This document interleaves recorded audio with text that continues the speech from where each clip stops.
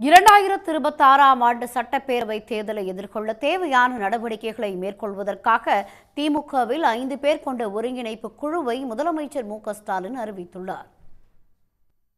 2026ஆம் ஆண்டு தமிழ்நாடு சட்டப்பேரவைத் தேர்தலை எதிர்கொள்வதற்கான பணிகளை திமுக தொடங்கியுள்ளது. இது தொடர்பாக திமுக தலைவரும் முதலமைச்சருமான மு.க.ஸ்டாலின் அறிக்கை ஒன்றை வெளியிட்டுள்ளார். அதில் 2024 நாடாளுமன்ற தேர்தலுக்கு முன்னதாக கட்சிப் பணிகளை ஒருங்கிணைக்கவும் மேற்பார்வையிடவும் அமைக்கப்பட்ட ஒருங்கிணைப்பு குழு தனது பணிகளை சிறப்பாக மேற்கொண்டதாக கூறியுள்ளார். இதேபோல வரவிருக்கும் 2026 சட்டப்பேரவைத் தேர்தலுக்காக அமைச்சர் கே.என். நேரு, கட்சியின் அமைப்புச் செயலாளர் ஆர்.எஸ். பாரதி, அமைச்சர்கள் ஏவா வேலு, தங்கம் தென்னரசு, உதயநிதி ஸ்டாலின் ஆகியோரை கொண்ட ஒருங்கிணைப்பு குழு அமைக்கப்படுவதாக முதலமைச்சர் அறிவித்துள்ளார்.